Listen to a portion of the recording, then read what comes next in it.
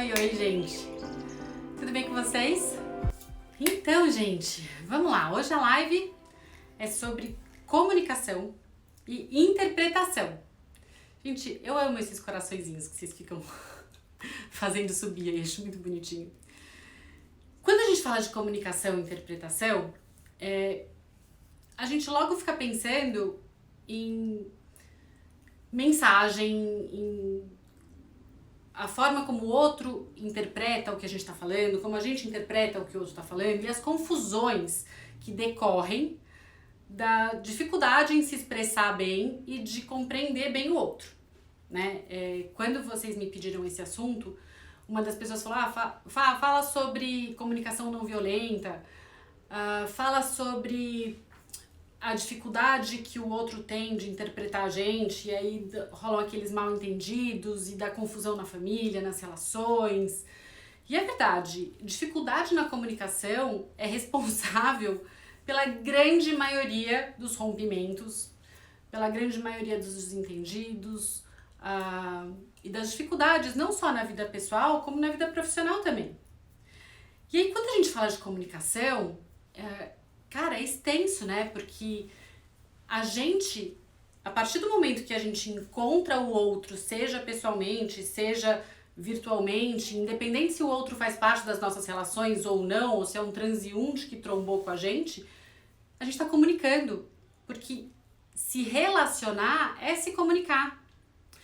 E aí, eu até coloquei no story, não sei se vocês viram antes de entrar na live, um gráficozinho, uma pizza, que mostra a importância de cada forma de comunicação na interpretação da mensagem. Aí até a Júlia até mandou pra mim, tô chocada com isso. E é mesmo, é chocante. E justamente por isso que hoje em dia, na era virtual, onde as pessoas estão cada vez menos presentes diante umas das outras e cada vez falando menos ao telefone e só texting, só por mensagem, justamente por isso que dá ainda mais confusão e as pessoas se separam e se distanciam ainda mais. Porque como mostra naquele gráfico, e aquele é um estudo super, super sério, que explica que só 7% da nossa comunicação verbal, do que a gente fala, é responsável pelo que o outro entende. 38% é o nosso tom de voz e 55% é a nossa linguagem corporal.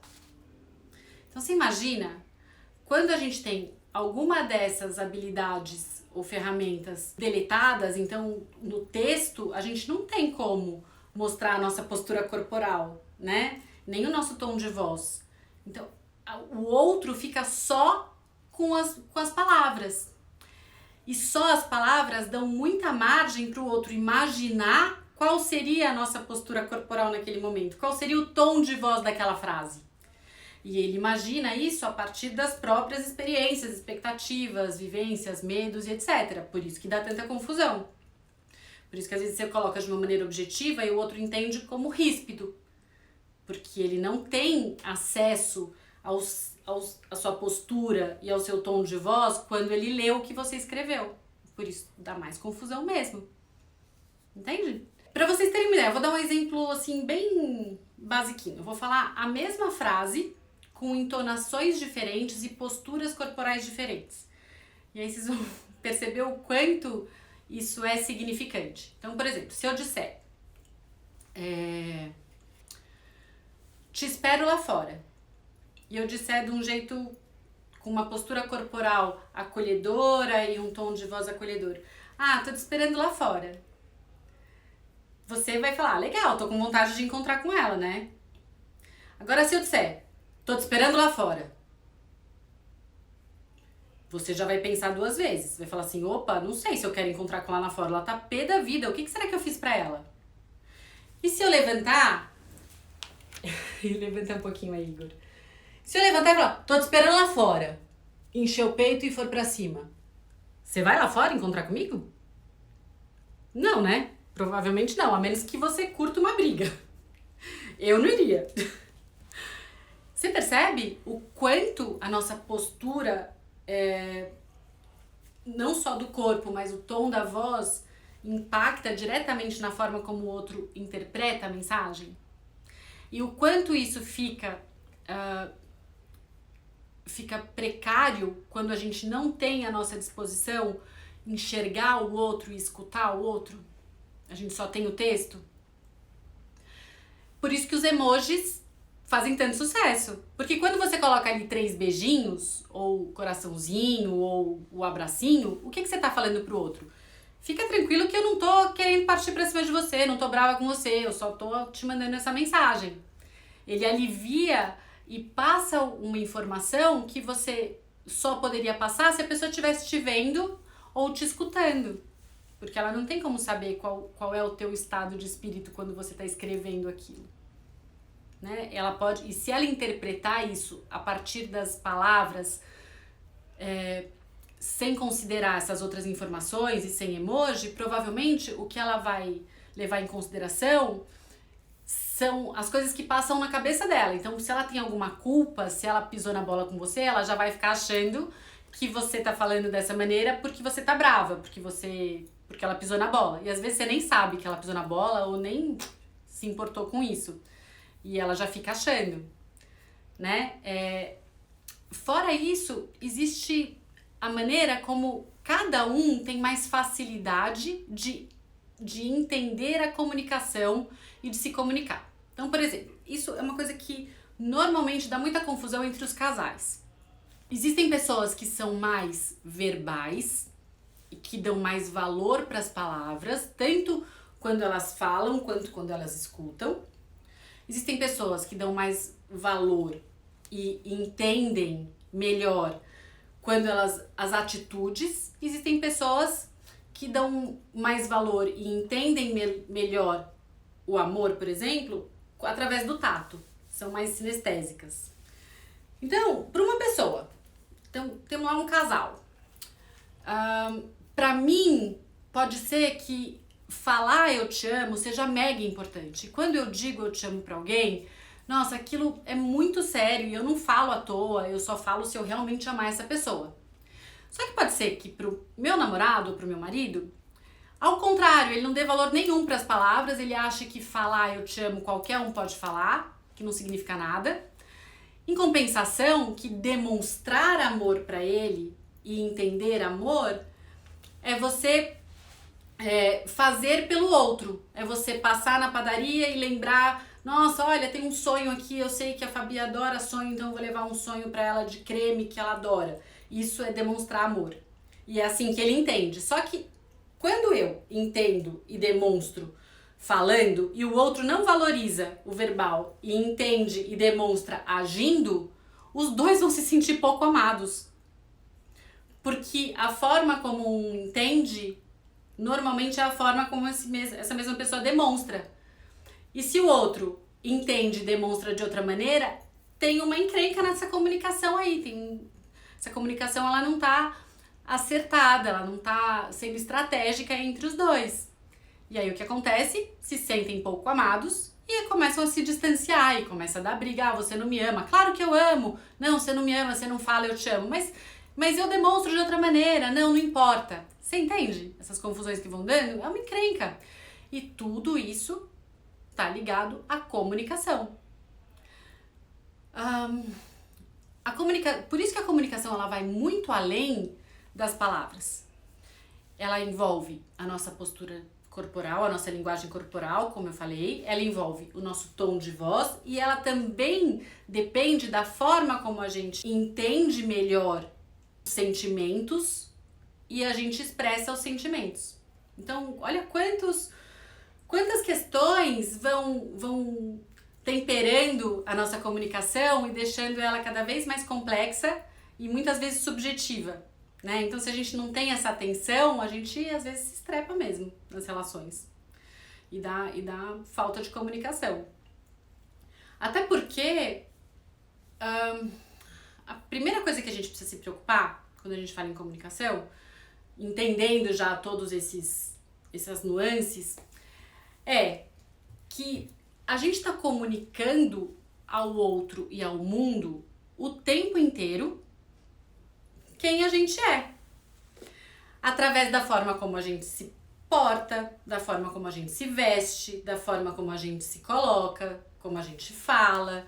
Então, a percepção das pessoas sobre mim, se eu sou uma pessoa antipática, se eu sou metida, se eu sou fresca, se eu sou simpática, se eu sou amorosa, se eu sou generosa, se eu sou legal, se eu sou, enfim, estúpida, ácida, sarcástica. Essa percepção, ela se constrói a partir de como eu me comunico e de como todo esse conjunto se comunica, mas só isso? Não. De como também o outro é capaz de perceber e de interpretar todo esse conjunto. Porque o outro também tem as suas questões, seus medos, suas expectativas, suas crenças, seus julgamentos, enfim, suas dores. E isso tudo também interfere nessa comunicação. Por isso que quando a gente se comunica, seja comunicando quem a gente é ou comunicando uma mensagem, é importante que, se pra gente faz muita diferença o que essa outra pessoa vai interpretar, a gente precisa ser estratégico. E para isso a gente precisa olhar para o outro e entender: será que eu conheço um pouco essa pessoa? Será que eu conheço ela o suficiente para saber um pouquinho quais são os medos, quais são as dúvidas, as expectativas, as ansiedades, as dores?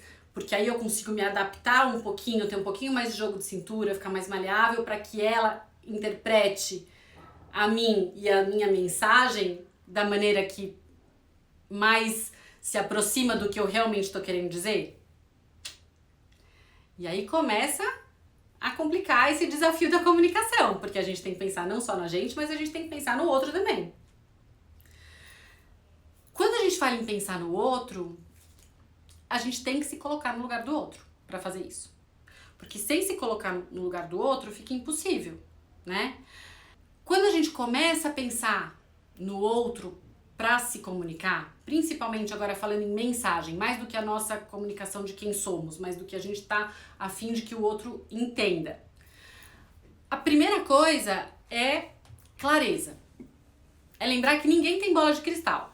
Nem eu, nem você, nem o Igor, nem ninguém. A bola de cristal, ela não funciona. Você vai comprar no máximo na 25 de março, vai ficar encostada num canto e ela não vai falar com você. Só que a gente esquece disso. A gente acha que o que a gente está pensando, o outro obviamente vai entender. E não é assim, né? Eu rolei de rir ontem ou antes de ontem, não sei, acho que foi ontem, que eu fui almoçar com meu marido e aí eu falei: lindo, vamos almoçar rapidinho, eu tenho, sei lá, 45 minutos de almoço, vamos almoçar aqui na frente do meu consultório. Ele falou: legal, a gente se encontra lá 12:30. Eu falei: beleza. Tô atravessando a rua, indo pro lugar, ele me liga: Fá, cheguei e já peguei mesa. Eu falei: que legal, é no Timo, né? Ele falou: não, no 166. Eu falei: mas... não, é no Timo. Ele falou: não, Fá, no 166, você não falou que era na frente do seu consultório? Eu falei: só que tinha 2 restaurantes, mais ou menos na frente do meu consultório. Eu tava indo pra um lugar, ele foi pra outro. Se ele não me liga pra falar: cheguei, cara, ia dar uma confusão, porque um ia ficar esperando o outro, e aí, obviamente, um ia ficar bravo com o outro, porque cada um acha que o outro tinha obrigação de saber o que o outro tava pensando, e ia ser uma meleca. O que era pra ser um almoço delícia ia virar uma encrenca, um mau humor lascado entre os dois. Isso se rolasse almoço, porque talvez eu tivesse que voltar pro consultório sem almoçar, porque eu tinha atendimento logo em seguida. Por uma bobagem que foi achar que ele sabia o que eu tava pensando quando eu falei restaurante na frente. E isso, gente, acontece o tempo inteiro. O tempo inteiro. Outra coisa que costuma acontecer é a gente achar que o outro vai responder de uma determinada maneira e aí a gente nem pergunta. Então, por exemplo, eu vou fazer um churrasco na minha casa e a minha mãe falou que o domingo o marceneiro vai lá e ela vai passar o domingo inteiro com o marceneiro na casa dela. E aí eu falo: nem vou convidar minha mãe porque ela vai passar o dia com o marceneiro. Certo? Legal, né? Normal. Só que quando ela vê foto do churrasco na minha casa, ela fica super magoada e ofendida porque eu não a chamei, não a convidei. Falei com ela e não convidei. Aí eu fico pensando, puxa vida, mas eu não convidei porque ela tinha um marceneiro? Sim, só que ela queria poder dizer, obrigada filha, que bom que você queria que eu viesse, mas infelizmente eu não posso. Então a gente já vai assumindo que porque o outro não pode, a gente não precisa falar. E nem sempre é verdade, porque aí a gente começa a causar dores no outro e isso começa a impactar de uma maneira negativa a nossa relação. Por quê? Porque a gente tem bola de cristal. Só que não, né? A gente não tem. Então, uma vez que a gente já entende que a gente precisa ter muita clareza e lembrar que ninguém tem bola de cristal, a comunicação começa a ficar um pouquinho mais afinada. Mas não basta. A próxima questão que eu quero que vocês reflitam é: quando a situação é mais sensível, quando algo é importante ou a gente envolve pessoas ou situações que são mais delicadas, que correm o risco de rolar um melindre, uma mágoa, um mal-entendido, a gente precisa ficar ainda mais atento, né? E a primeira coisa que a gente precisa se perguntar é: qual é a nossa intenção na comunicação? Porque tantas vezes a gente vai no automático e a gente não presta muita atenção no que é importante pra gente nessa mensagem e o que a gente quer conseguir com isso. Aí a comunicação ela começa a ter um arzinho de convencimento, de alcançar algum objetivo, em última instância até de manipulação, tá certo? Mas tá tudo bem, se você fizer isso pro bem, tá jóia. Se você usar isso pro mal, eu não me responsabilizo, beleza? Cada um com a sua responsabilidade, eu dou a ferramenta, o que vocês vão fazer com ela depois não é responsabilidade minha. Deixando bem claro. Então assim, quando o assunto é delicado, a primeira coisa que a gente precisa fazer é se perguntar: qual é a minha intenção? O que é mais importante pra mim nessa situação? Uma vez que a gente saiba o que é mais importante pra gente, tudo começa a ficar mais claro, porque a gente começa a poder formular o nosso discurso de uma maneira mais estratégica. E aí a gente precisa se perguntar o que é mais importante pro outro, tá certo? Porque às vezes a gente não percebe que o que é mais importante pra mim não é o que é mais importante pro outro. E quando a gente não percebe isso, a gente perde uma oportunidade imensa, porque a gente acaba brigando por bobagem, porque a gente de novo tá com a bola de cristal na mão, achando que só porque é importante pra gente vai ser importante pro outro também, e aí a gente vai lutar pela mesma coisa. Mas não necessariamente. Né? Então, por exemplo, teve uma situação. Tinham dois irmãos que queriam usar a mesma casa de campo no mesmo final de semana. Só que um deles não fazia questão de dormir lá. Ele podia passar só o dia no churrasco, na piscina, ele só queria tomar um pouquinho de sol e ficar de boa. O outro queria lotar a casa e queria fazer um alalaô lascado com um bando de amigo e queria usar o quarto desse irmão que tava a fim de ir pra lá só pra passar o dia, porque justamente ele tinha um compromisso à noite em São Paulo. E aí, eles começaram no WhatsApp a quebrar um baita pau, porque os dois queriam usar a casa no final de semana. Os dois. Esse sábado sou eu que vou usar. Não, sou eu que vou usar. Não, eu falei primeiro. Não, mas a casa também é minha, o quarto é meu, você não pode usar. Sendo que, se um tivesse parado pra pensar, o que é mais importante pra mim? É usar o quarto do meu irmão, porque eu quero lotar a casa e quero passar o fim de semana inteiro.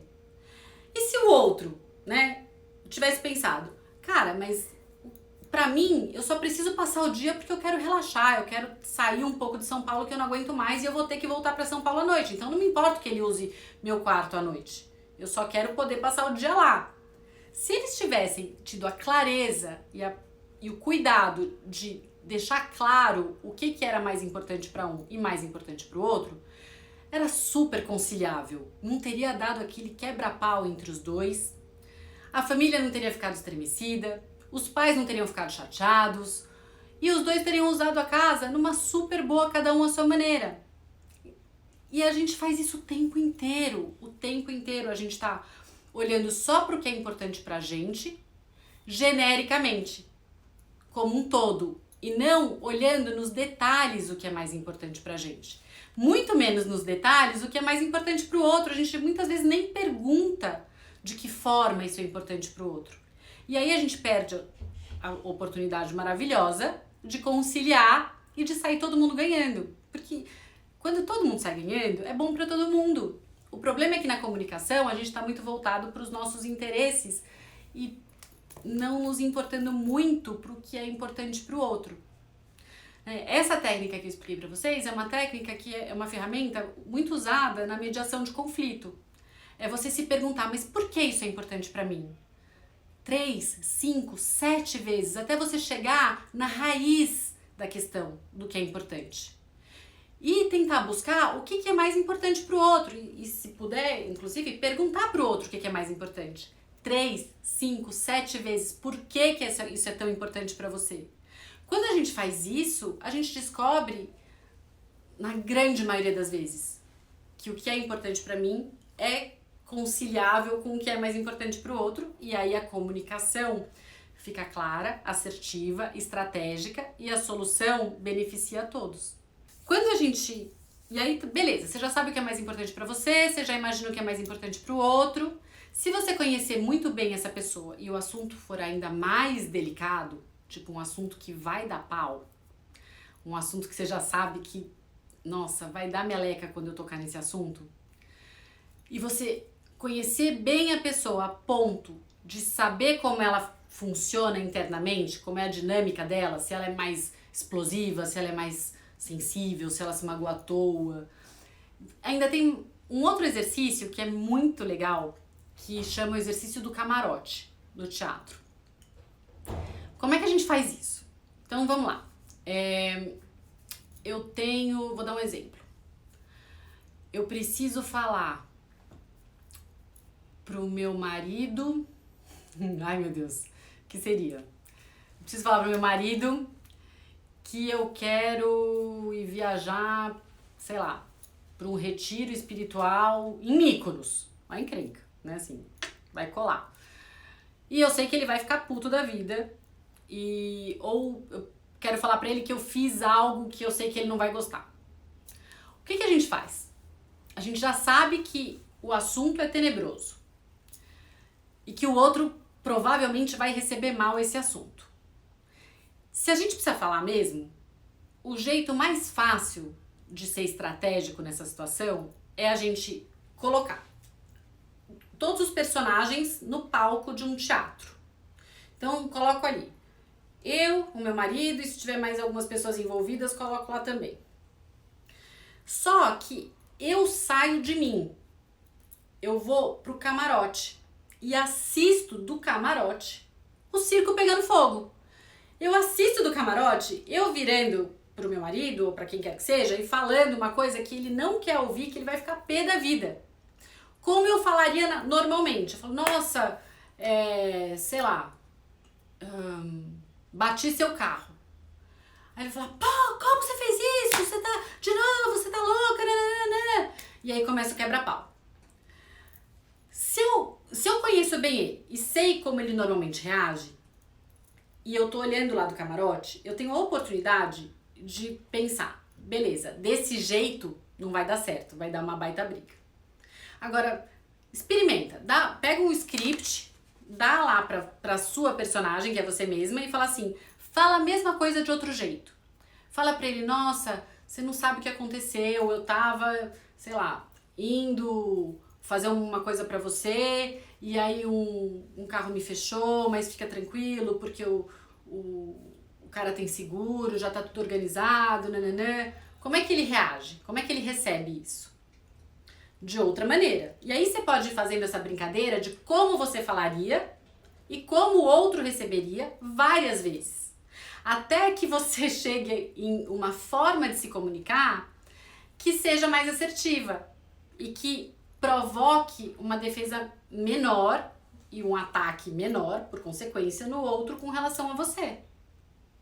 Essas coisas a gente pode fazer tanto com situações por vir, quanto com situações que foram dramáticas no passado. Então, uma crise que você tenha tido numa relação com sua mãe, com alguém, você pode ir pro camarote, assistir a cena como ela aconteceu, depois você pede pro seu próprio personagem se colocar de uma outra maneira e observar como é que a cena rola. E você pode até entrar no personagem do teu interlocutor para ver lá de cima, de todas as maneiras que você tá experimentando a comunicação, como ele vai sentindo. Porque se você conhece bem a pessoa, você consegue imaginar como o outro sente as mensagens de cada forma que você coloca. Como bateria nele? Bateria de uma maneira positiva, negativa? E aí você consegue ir montando uma estratégia na comunicação quando a situação é mais difícil. Gente, esse exercício de teatro é muito legal, é muito, juro. Parece coisa de maluco, você entra dentro de você, sai, entra dentro do outro, sai, olha de cima, muda o script de cada um pra ver como é que o outro sente. Eu sei que parece muito doido e muito subjetivo, mas funciona muito. Até se alguém quiser fazer esse exercício um dia comigo, tô super à disposição. A gente faz uma live conjunta em alguma situação que aconteceu no passado e que vocês gostariam de ressignificar ou de entender de que forma vocês poderiam comunicar isso melhor. E vocês vão ver a diferença que isso faz nas relações. É uma diferença muito grande. É muito legal, gente. É uma ferramenta muito divertida. Aí me perguntaram aí nos stories com relação ao humor. De que forma o humor impacta na comunicação. Tanto de quem passa a mensagem quanto de quem recebe. Impacta muito, muito. Porque se eu tô mal-humorada, a forma como eu vou me expressar, o meu tom de voz, a minha postura corporal e as palavras que eu vou usar, com certeza vão ser muito diferentes se eu estiver bem-humorada do que se eu estiver bem-humorada. E aí o outro vai receber, mesmo que se ele estiver bem-humorado e eu estiver mal-humorada, ele vai receber aquilo como uma porrada. E aí ele vai devolver a porrada. Porque é isso, a gente manda uma mensagem positiva, se o outro tá bem, ele recebe positivamente. Se a gente manda uma mensagem negativa, o outro tá bem, ele devolve negativo muitas vezes. Se a gente manda negativo, o outro vai devolver negativo. É assim que a banda toca, porque as pessoas não param pra pensar os porquês, elas simplesmente reagem. E quando a gente reage, a gente não consegue ser estratégico. Vamos lá, falar de técnica da comunicação não violenta. Como prevenir que o outro não fique tanto na defensiva, não leve tanto pro pessoal. Uma pessoa me perguntou, Fá, eu não consigo dar feedback porque as pessoas sempre se ofendem, é super difícil, eu prefiro não falar porque na grande maioria das vezes eu acabo perdendo a amizade ou a pessoa fica chateada comigo, a relação muda. Como é que eu faço para dar um feedback sem a pessoa se ofender? Vamos lá. Toda vez que qualquer um de nós se sente ameaçado, atacado, criticado, ofendido, a gente levanta uma defesa, porque a gente não quer ser atacado e se sentir dessa maneira, tá certo? Quando a gente precisa falar algo pro outro, que o outro possa entender como uma crítica ou que possa ser difícil pro outro escutar, a gente precisa ser estratégico, esperto, de fazer de uma determinada maneira que não levante essas defesas no outro. Porque uma vez que o outro botou uma defesa aqui, ele já não tá mais te escutando. Ele já tá preocupado em se defender e o que você tá falando tá entrando por aqui, saindo por ali, e ele tá pensando se ele vai lutar ou se ele vai fugir. Então toda vez que você tiver que falar algo pro outro que possa acontecer do outro não gostar, que você já sabe que o outro não vai gostar muito de ouvir, porque é uma crítica mesmo que construtiva, um feedback ou uma impressão, a primeira coisa que a gente precisa fazer para que essa comunicação não se torne violenta, porque à medida que eu faço uma crítica, um julgamento, um feedback negativo, isso é uma violência contra o outro. Então o outro vai se armar e me atacar de volta. Então, para que essa comunicação não seja violenta, a primeira coisa que a gente precisa fazer é começar light. Começar light. Como é que a gente faz isso? Não provocando uma defesa no outro. Como é que a gente não provoca uma defesa no outro? É dando oportunidade para o outro se abrir. Como é que o outro se abre? Recebendo um elogio. Então, sempre que você tiver que fazer uma crítica a alguém, falar assim, por exemplo, alguém fala com você de uma maneira que você se sente ofendida, que você fica super chateada, magoada, e você não aguenta mais, e você precisa falar para essa pessoa parar.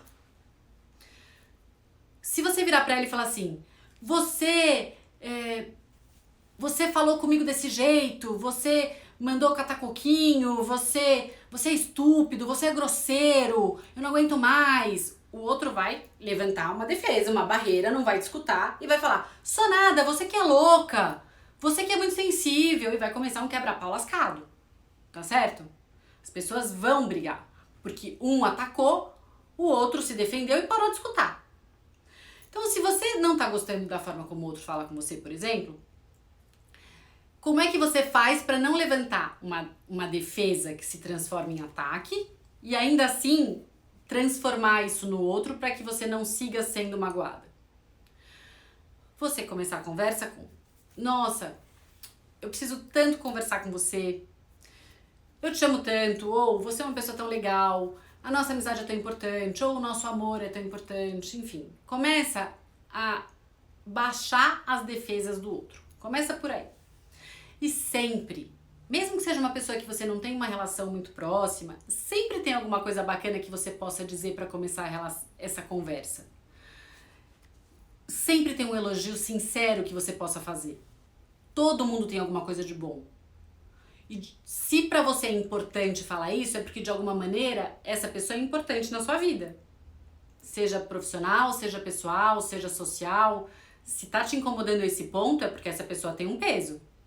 Então, certamente você vai conseguir encontrar alguma forma de baixar as defesas dela, amaciando a conversa, que é fazendo um elogio, demonstrando o quanto ela é importante, o quanto é significativo, o quanto essa relação impacta na sua vida. Uma vez que você faz isso, a pessoa já dá é mesmo? Nossa, você gostou do meu cabelo? Ou, nossa, ai, que legal que eu sou importante pra você, que legal que a nossa relação é importante. Ela já toda, né, o ego já tá todo cheinho. E aí, ela já tá mais aberta pra te escutar.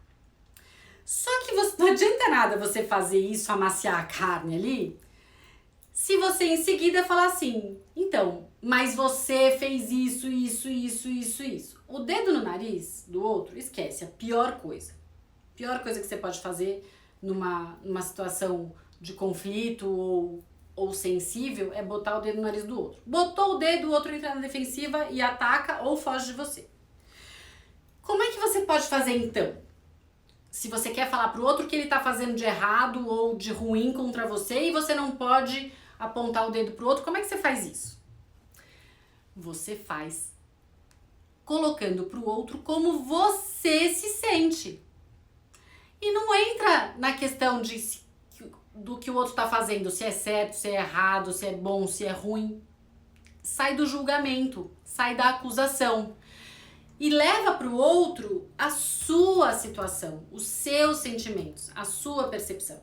Então, se eu não tô gostando da maneira como, sei lá, o meu marido tá falando comigo, ao invés de eu ir lá com o dedo na cara dele e falar assim, você é um grosso, estúpido, nananã, eu vou lá conversar com ele e começo a amacio a carne, como eu falei, né? Ah, eu te amo, a relação é muito importante, você é o homem da minha vida, nananã. Mas tem uma coisa que eu preciso falar com você, que tá me incomodando muito e que eu não estou sabendo lidar. Quando você fala isso, você tá pedindo ajuda pro outro. Quando você pede ajuda pro outro, ele já tem uma outra postura e uma outra vontade de solucionar esse problema do que quando você tá pondo o dedo na cara. Eu tenho um problema, eu tenho uma questão que eu não tô conseguindo solucionar e eu preciso da sua ajuda. Lembra aquele dia que você falou dessa maneira? Eu sei que essa não foi a sua intenção, que você não teve intenção de me magoar, mas eu me sinto muito mal quando isso acontece. Eu fico super chateada e aí eu acabo que me afasto de você e eu não quero me afastar de você porque eu te amo muito.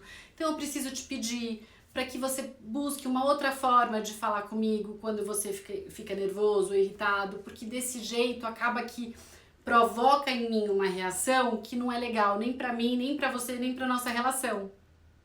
Quando você tira o foco do outro e traz o foco para você, o outro não tem por que levantar uma barreira e se colocar no modo fight or flight, ou seja, luta ou fuja, né? Ele pode ficar ali porque ele não está sendo ameaçado, não é uma situação ameaçadora.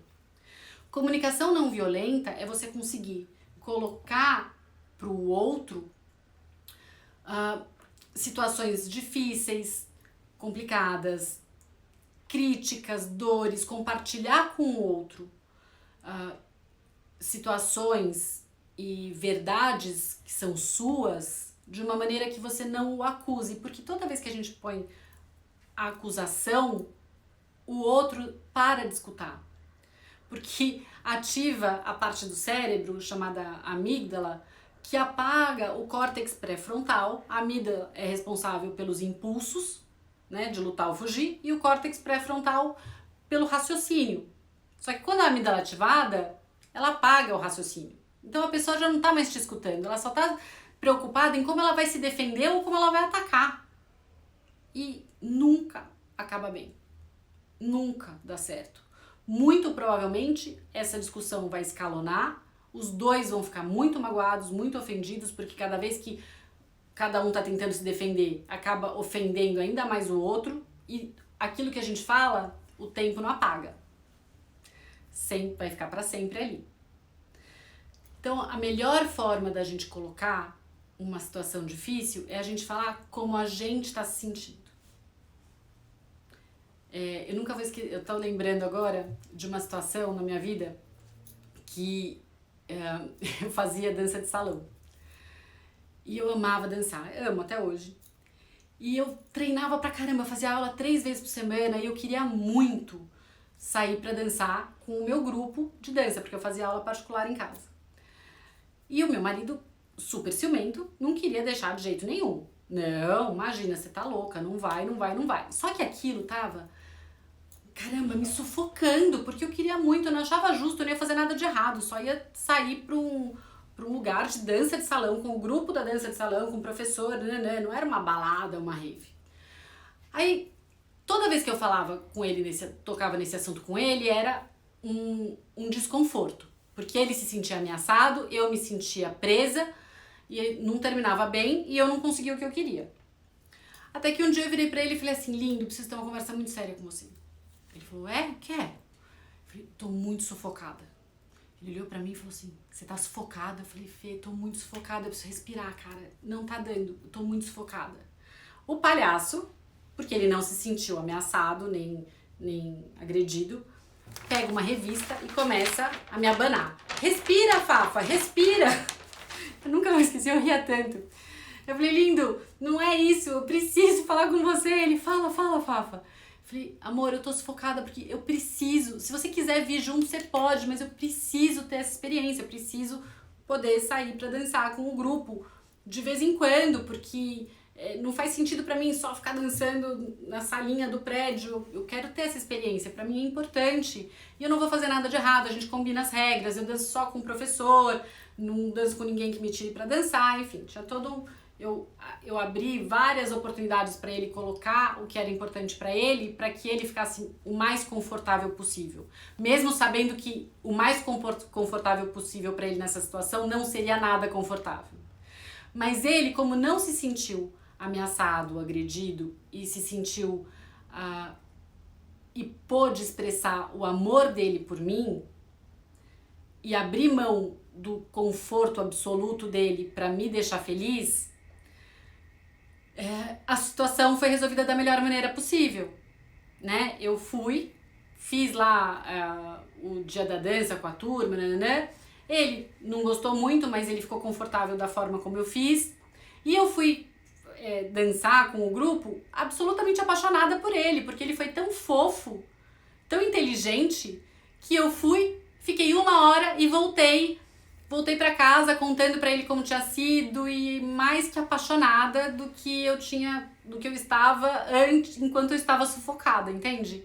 Então tudo depende da forma como a gente coloca e do quanto a gente está disposto a olhar para o que é importante para o outro, olhar para o que é importante para a gente e conceder, ser flexível para que todas as pessoas se sintam o mais confortáveis possível diante dessa situação que é conflitante entre os dois na relação.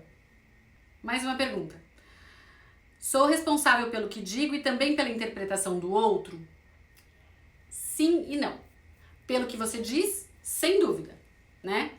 Pela interpretação do outro, você não é responsável, mas você é responsável por todas as mensagens que você passa dentro desta mensagem da comunicação, através do seu tom de voz, da sua postura corporal, da linguagem não verbal, da forma como você coloca, da clareza.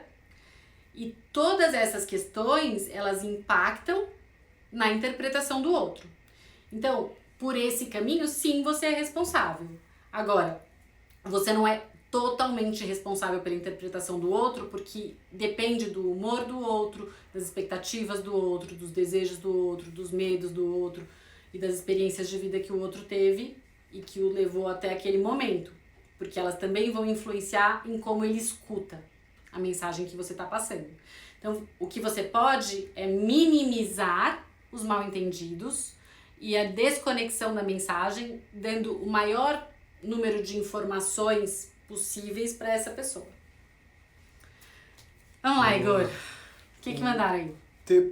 Veiga Santos perguntou assim: quando você está em uma relação e tem que se preocupar com a linguagem verbal e corporal, isso é amor? Não deveria ser natural? É amor, é cuidado. Agora, se você tem que pisar em ovos, aí é outra história. Eu acho que o cuidado na comunicação, ele é uma gentileza. Ele é uma forma de demonstrar amor, inclusive. Né? Assim, eu tomo cuidado para ser gentil com o meu marido e ele também toma cuidado para ser gentil comigo o tempo todo. Porque eu sei que se eu escancarar a porta da grosseria e se eu falar com ele de qualquer jeito, ou se eu não me importar se ele tá se sentindo amado, honrado, respeitado, valorizado, não vai ser legal. Então, o cuidado na relação, ele é uma demonstração de amor, sem dúvida. E ele é importante. Agora, pisar em ovos, não. Então, depende da